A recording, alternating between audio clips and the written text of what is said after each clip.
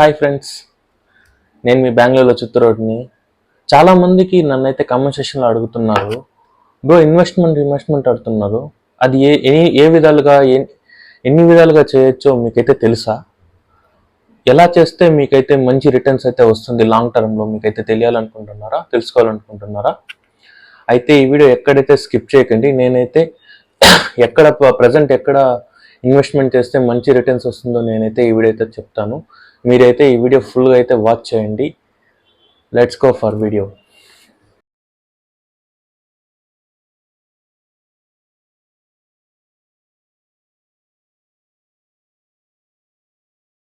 Hi friends, నేను మీ బెంగళూరులో చిత్తూరుని. చాలామందికి నన్నైతే కామెంట్ సెక్షన్లో కానీ నన్ను పెట్టిన వీడియోస్కి నాకు చాలామంది అడుగుతున్నారు, ఇన్వెస్ట్మెంట్ అంటున్నారు కదా, మీరు ఎక్కడ చేస్తే మంచి రిటర్న్స్ వస్తుంది అని ఇప్పుడైతే చెప్తున్నారు.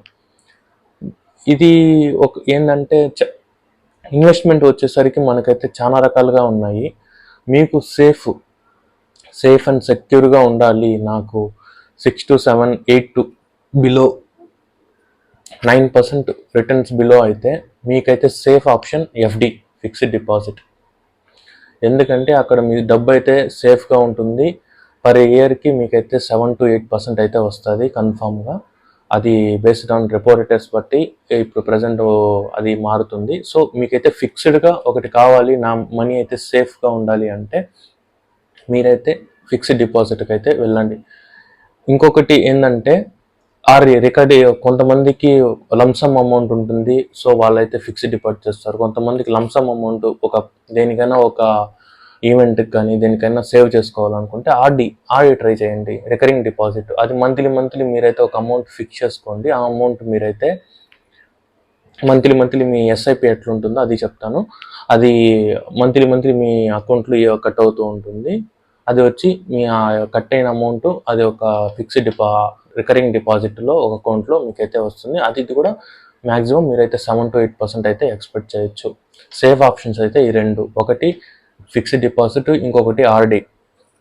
మూడవది ఏంటంటే నాకు కొంచెం ఇంకా డిబెంచర్స్ మీకు కొంచెం ఇదిగా ఉండాలి, కొంచెం చాలదు, ఇంకా కొంచెం 10% to 12% దాకా రావాలి, 10% రావాలి, 9 to 10% అంటే ఇంకొకటి బాండ్స్, గవర్నమెంట్ బాండ్స్.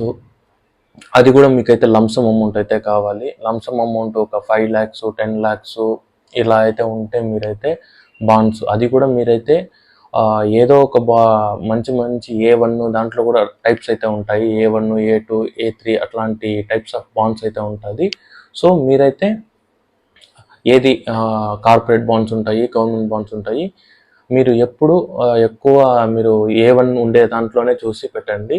మీరైతే ఎక్కువ ఇదైతే నేనైతే సజెషన్ అయితే ఇవ్వటం లేదు, నేనైతే ఒక ఎడ్యుకేషనల్గా చెప్తున్నా, మీరు దీంట్లోనే పెట్టాలి అని. నాకు తెలిసిన ఇన్ఫర్మేషన్ అయితే మీకైతే చెప్తున్నాను.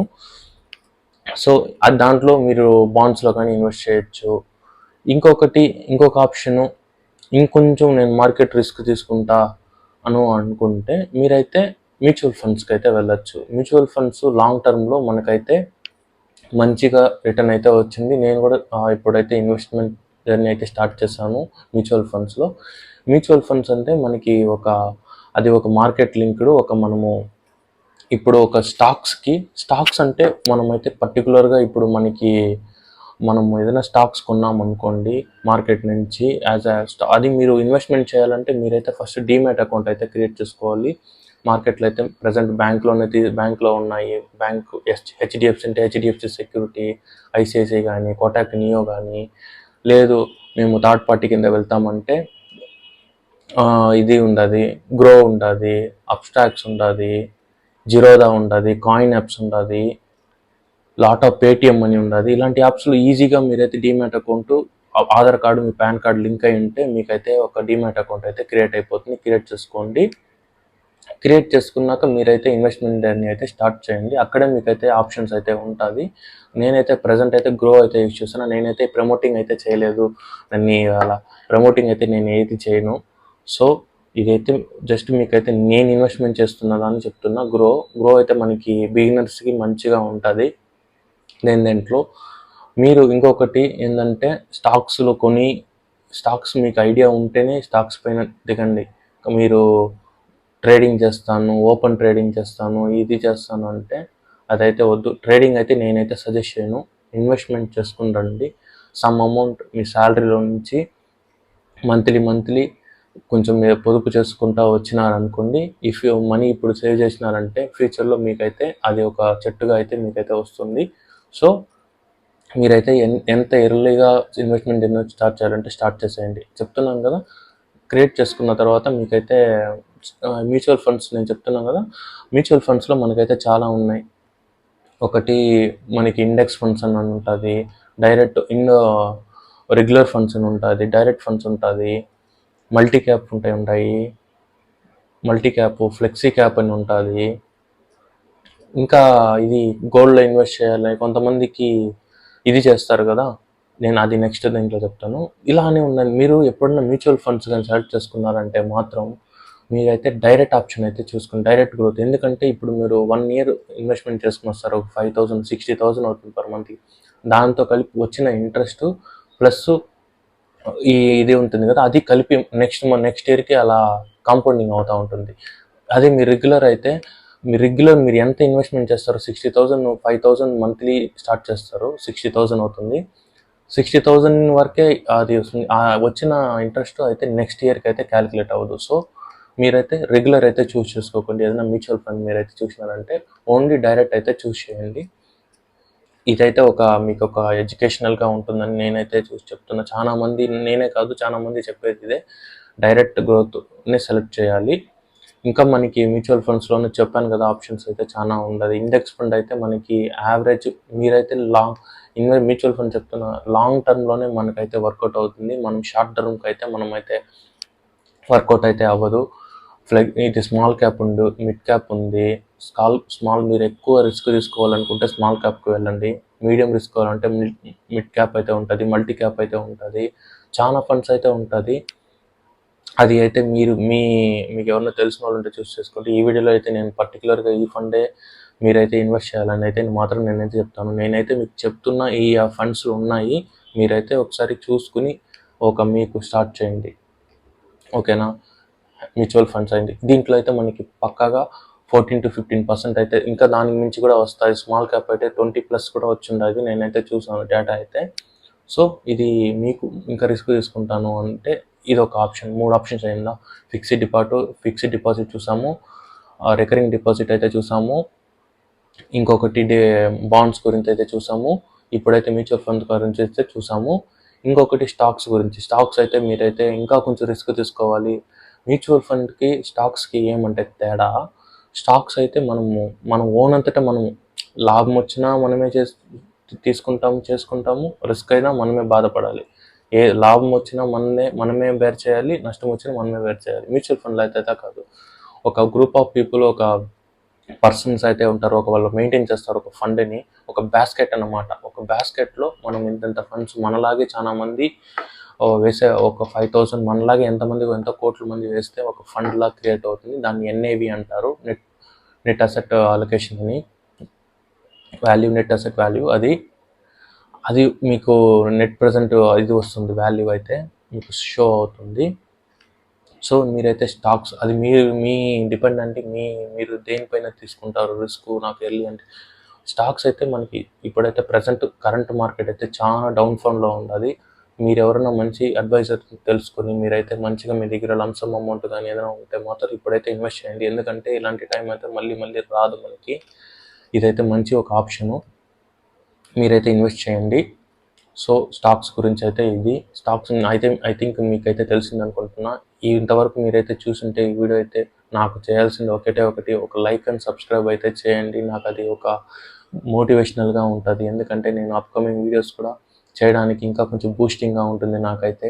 మీరు చేయవలసింది ఒక లైక్, ఒక సబ్స్క్రైబు. మీలాగా ఇలా వీడియోస్ ఎవరికైనా ఇన్వెస్ట్మెంట్ ఎలా చేయాలో తెలియకుండా అయితే ఈ వీడియో అయితే సజెషన్ అవుతుంది. అందువల్ల అయితే నేనైతే అడుగుతున్నాను.